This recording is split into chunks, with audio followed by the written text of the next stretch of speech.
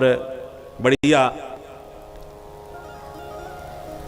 शक्ति की आराधना प्रारंभ कर देते हैं। अखंड दीपक जलने लगता है, घर घर में जौ बोने लगते हैं, छोटी छोटी कन्याओं का घर घर में पूजन प्रारंभ हो जाता है। शक्ति का स्वरूप हम कन्याओं को मानते हैं। 9 दिन तक लगातार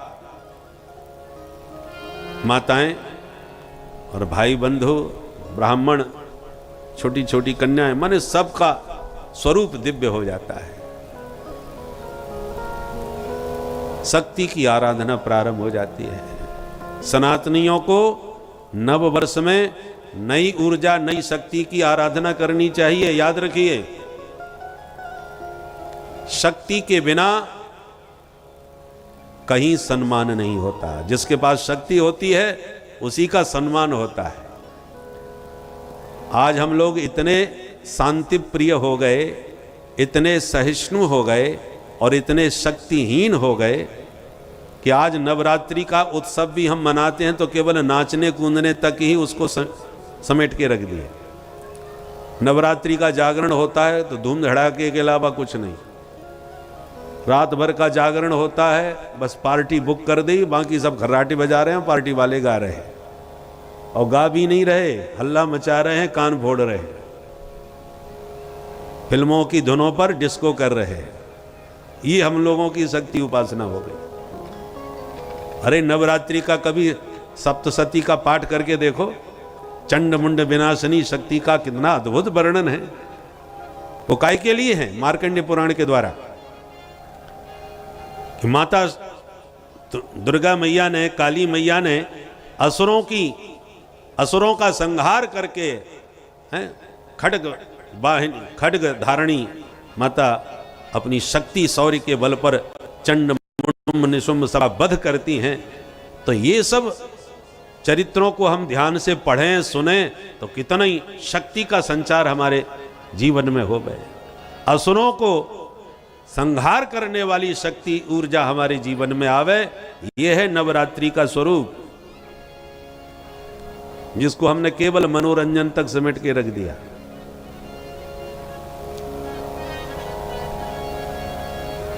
ऐसा कोई देवी देवता नहीं हमारे सनातनियों में जो निहत्ता हो।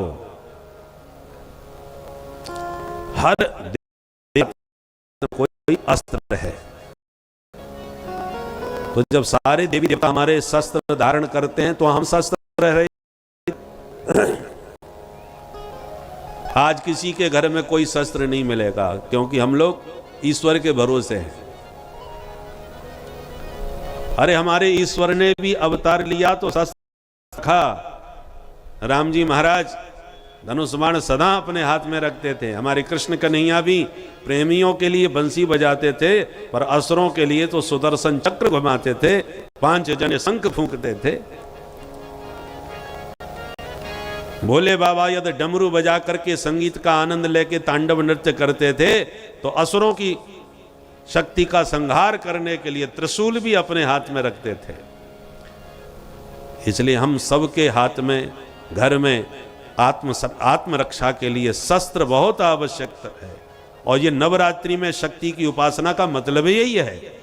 घर घर में जब नवरात्रि का आप उपवास करो और देवी माँ की आराधना करो, तो कुछ ना हो तो कम से कम देवी माँ की उपासना में त्रिशूल तो रखना चाहिए, या कोई तलवार रखो जिसमें हम लोग कहते हैं ना नींबू काट करके, और देवी माँ की आराधना ऐसे ही तो करते हैं। तो त्रिशूल रखो या तलवार रखो, देवी की आराधना के लिए रखो, शक्ति की उपासना के लिए रखो। और जब आवश्यकता पड़ जाए तो उससे आत्मरक्षा का भी प्रयास करो। किसी को सताने के लिए नहीं, किसी पर अत्याचार करने के लिए नहीं, पर कब कौन सी भीड़ तुम्हारे घर पर उमड़ पड़े कोई भरोसा नहीं। आज आप अपनी रक्षा स्वयं ही करें। शासन प्रशासन पुलिस के सहारे मत रहिए। कश्मीर में जब पंडितों को मार के भगाया गया तो उस समय पुलिस भी थी और सरकार भी थी, मिलिट्री भी थी, क्या नहीं था? कानून था, न्यायालय था, सब लोग थे, पर किसने बचाया? किसी ने नहीं। इसलिए सनातनी को संगठित होकर के आत्मरक्षा के लिए शक्ति की आराधना नव वर्ष से प्रारंभ कर देना चाहिए, और वो नव वर्ष कल ही आने वाला है। कल से आप मन संकल्प लेके जाइए, हम शक्ति की आराधना करें और अपने घर में इतनी शक्ति आत्मरक्षा के लिए रखें कि कोई विधर्मी, कोई आतताई हम पर आक्रमण अचानक कर दे तो हम अपनी और अपने परिवारी जनों की रक्षा कर सके। यदि नहीं कर सकते तो आप कभी सुरक्षित नहीं है और ना ही आपने सनातन धर्म को समझा है। सनातन धर्म के स्वरूप को यदि समझा होता, अपने देवी देवताओं के स्वरूप को समझा होता, तो इस प्रकार से निहत्थे हाथ पे हाथ धरे घर में न बैठे होते। बोल सनातन धर्म की जय।